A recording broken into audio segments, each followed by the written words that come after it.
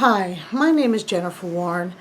That is Dr. Jennifer Warren. I'm with the Housing, Health, and Wellness Task Force. I'm the Executive Director, and I'm also the creator and maintainer of the Facebook page Stand Up For Your Rights. Both of those venues are resources for senior and disabled residents of subsidized multi-dwelling housing, both private and public, to advocate and seek resolution for problems and issues they may be having in housing and the surrounding areas in which they live. And it's also a place for them to out issues that are usually hidden from public view. I'm here today because of an interesting meeting I attended Tuesday of this week where Mayor Jackson visited the Abbott Apartments of the Trenton Housing Authority. With him came Andrew Bobbitt and I believe it's Miss Brooks or Miss Brooke, his sister, who works in the capacity of community director, I believe, and outreach for the Trenton Housing Authority. They sent notice around 48 hours before the mayor visited to inform residents of Abbott he was coming and also to let the surrounding community know that he would be there, although the notices were only sent to Abbott residents. Anybody could go. So I went and I observed, and of course I observed with a biased eye because I've been working with seniors for the past 5 years, and I know that they have a multitude of injustices that are not being addressed. So the mayor came, I believe he only had 30 minutes slated for the actual meeting, which I found was interesting since I've been working with Abbott. He's never been there, and this is going on 5 years. Maybe he has, and I didn't know about it, but he allowed 30 minutes for his visit. From what I understand, he usually visits French Towers on West State Street on a regular basis, but he graced us this Tuesday with his presence. I was there, and a multitude of senior and disabled residents came as well. The Abbott Apartments are on Oakland Street in Trenton, New Jersey. So the mayor had this 30-minute time slated for the residents, and of course he did what all politicians do. He stumped because it is election season, and he talked. I find it interesting that he was laying out a litany of accomplishments that he is responsible for, including opening the pools, and I find out today that 4 pools are actually closed. So it seemed that maybe he told a falsehood in listing his achievements since he's been in office. But that's not the point. The point is how he was there to interact with the senior and disabled residents. He talked about himself and his accomplishments for about 10 to 15 minutes. He was telling us about how he's going to visit Hillary in either New York or Washington. And of course, it is election season, as I mentioned earlier, and we all have to realize what side to be on, especially in this important election with our Republican presidential nominee. So he was there for that, but he also was there to take questions, which he left about 10 minutes for and rushed through. So there were many questions. Some people came there from outside the Abbott building to come and talk about transportation, but residents also brought up issues with the violence on Hoffman Avenue, the neighborhood disorder that surrounds Abbott on the corner of Hoffman and Oakland. There's gambling, prostitution, drugs, loitering, roaring ATVs going down the street. And this is not something new. It's been going on for quite a while. And I always wonder why the West Ward councilman doesn't address these issues as they lay right up against the building of vulnerable citizens in Trenton. And they occur around a store that is a store they would visit if they felt brave enough to go through all of that mess. But this is not about the West Ward councilman. As a matter of fact, he's been fairly decent to me. So Andrew Bobbitt, as the residents are talking about this, he's back there texting on his phone frantically. Mind you, Andrew Bobbitt, I believe, is the director of community engagement for the city of Trenton. I believe he's a lifelong resident, and if not lifelong, he's been here a very long time to know that Hoffman has been place of disorder for quite some time, and people have complained about it from the Trenton Housing Authority Abbott buildings before. But of course he gets on his phone and start texting people, and the mayor's all proud talking about, hey, I brought people with me so we can get things done right now. It will take time, but we can address these issues right now. So Andrew Bobbitt proclaims to everyone, I just text message the police director and they're going to take care of it, and let me know what happens. So he's going to take care of it, but let him know what happens. Follow up with him. He's the community engagement director for the city, and the residents who are senior and disabled have to track him down, leave him messages for him to figure out whether or not the police director or whomever he spoke with is doing his job. I find that rather incredulous. I think it's ineffectual. As the director of community engagement, and he finds out, like he didn't already know, that there were issues with Hoffman and Oakland, and in addition murders, that he would be very vigilant to follow up with the seniors to figure out if indeed the problem has been abated. But instead he put the onus on the residents to follow up with him. He gave out his business cards.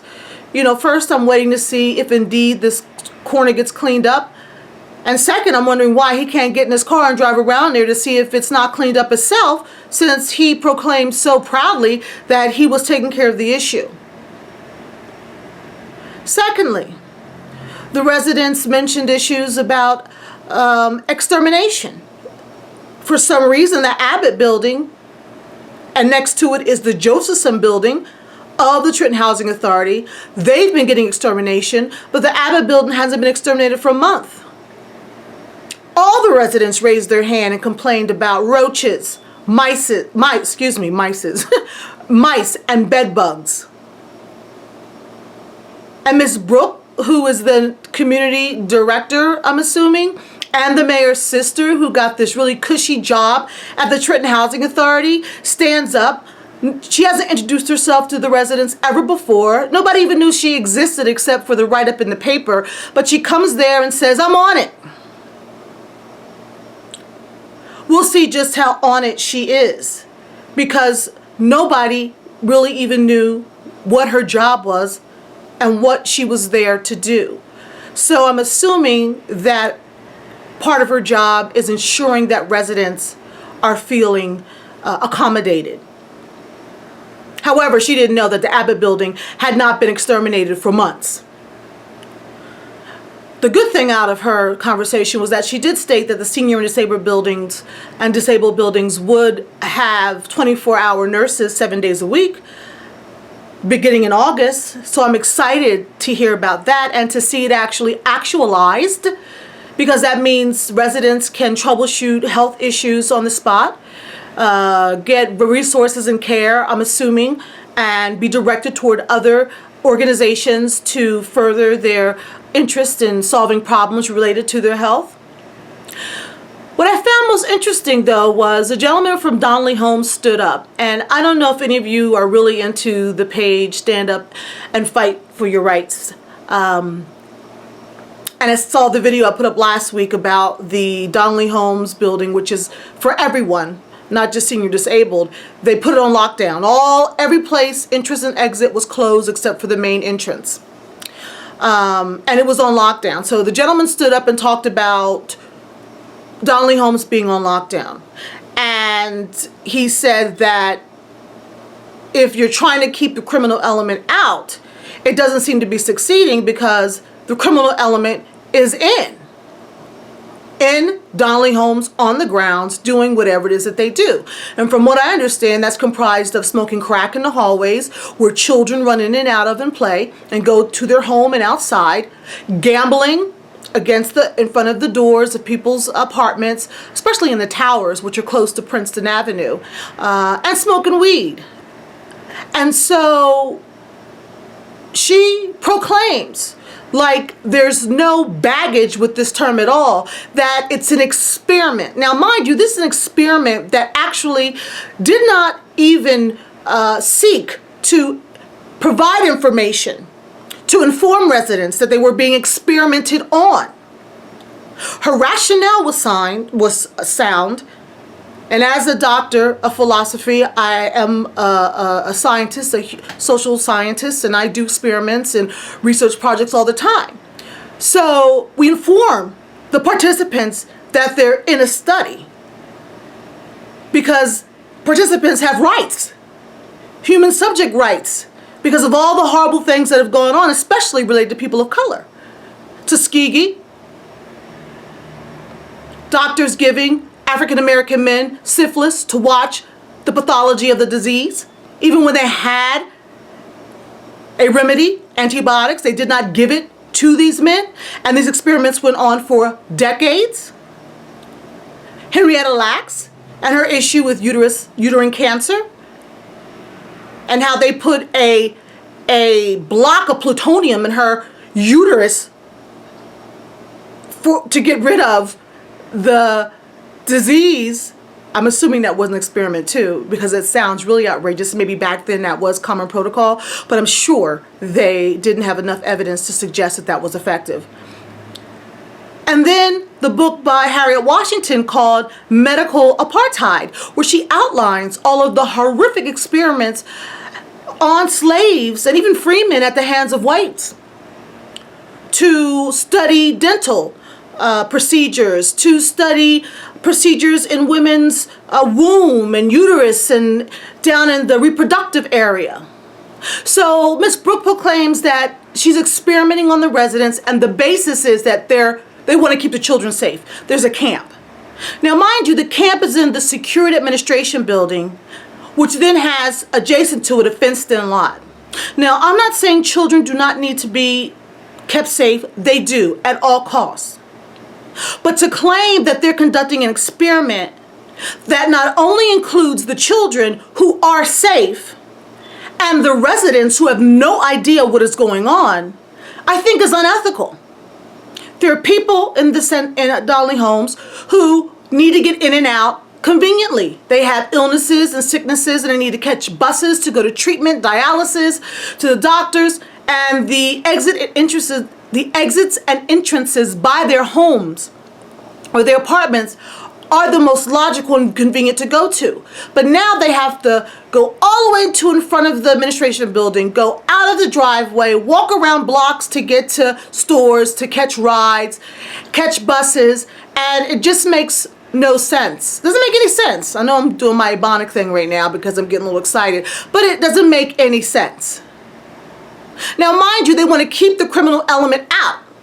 So if that's part of the reason for locking the gates, then what they're doing is they're forcing people to walk out into the criminal element the long way to get to wherever they have to go.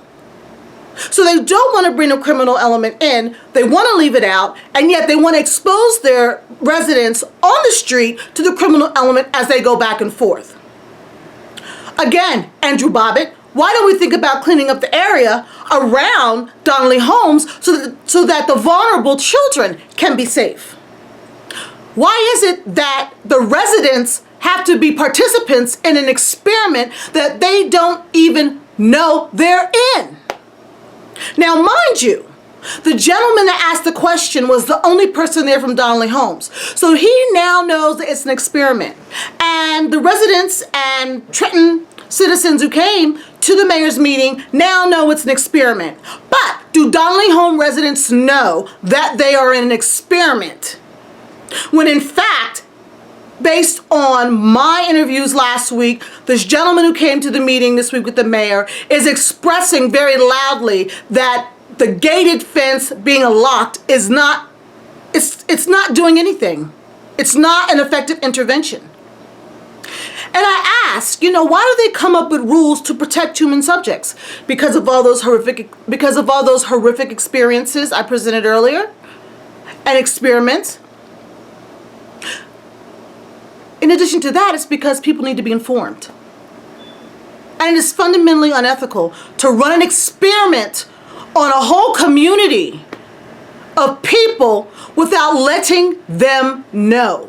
So Ms. Brooks has this position seems to be wanting to do the right thing, but clearly does not have the knowledge to engage community members in a manner that respects their dignity and is ethical, even though her means are justified, protecting children. I think her use of the word experiment was completely, absolutely inappropriate. And she said it like she was proud of it. So not only does that express a disregard for the rules and laws in our society about conducting experiments, but it also shows that she has absolutely no interaction with the surrounding community at all. Because she would understand that the lock gates are not doing a thing to protect the residents from the bad element. That's a job for police. That's a job for the mayor. That's a job for Andrew Bobbitt. That's a job for policymakers, administrators, directors who deal with the security of Trenton to come and take care of. It's not for the Trenton Housing Authority to conduct experiments on the residents to see if their methods work. And in the meantime, cause an extreme inconvenience and fear among the residents because they don't know what the heck is going on. Now, I'm going to get off my soapbox because I'm really heated about this. How people get these positions. How the mayor's sister got this job and has the nerve to say the word experiment out of her mouth when it comes to community of black folks living in, well, we don't call them anymore, the projects. So the mayor rushed through the ending questions. Ms. Brooks seemed to present herself as an incompetent individual who may have some redeeming qualities, but the foundation of her understanding of community is skewed. Andrew Bobbitt, who is the director of city engagement, is obviously out to lunch because everyone in Trenton knows Hoffman and Oakland is an extremely volatile area, but it takes the senior and disabled citizens to tell him that, and then for them to follow up with him when it is his job to engage the community in the city of Trenton. And here the mayor's coming to talk to the residents and squeezes them in to 10 minutes, 15 minutes of discussion, and then tells a bald-faced lie about how the pools are open. And now I read in the paper that I thought it was one, but now I read it's four pools are closed. I'm going to stop there because there is a lot more, and I know you guys don't like long videos, but I'm heated. Our policymakers, our administration is broken. And just like Donald Trump may not be the right person for everyone to vote for, he's got the right idea. The establishment is broken and it's rigged. It's rigged here in Trenton. Because the capital city should not be in such disarray. We show who we are as a people by how we treat those most vulnerable in our society. And the senior citizens and disabled residents who live in subsidized housing are being experimented on and forgotten. Something has to change. Not only that, but the established city council, I don't know what they're doing. But that's for another day. All I know is Trenton needs a change because there's something wrong here. We are going through the same old, over and over and over again. And no one is standing up for the rights of those who are impoverished and those who are most vulnerable. And really, the impoverished are vulnerable because they have no resources to fight back. It's called black on black oppression. When you got a black mayor in City Hall and all this stuff is happening in the city of Trenton, and he is, I don't know what he's doing, but the citizens are not being, the capacity is not being increased to build resources and to grow. They're just being squashed and forgotten. They need a voice. And like I said maybe 5 minutes ago, I will end now. Stand Up for Your Rights is a place to advocate for your communities, for yourself, when it comes to housing, injustices, neighborhood disorder, things that would make your living not on a level in which it's thriving. Thus, your living is merely surviving. And this is at the hands of private and public owners and managers of subsidized housing. Thank you for paying attention. My name is Dr. Jennifer Warren. Until next time, stand up for your rights.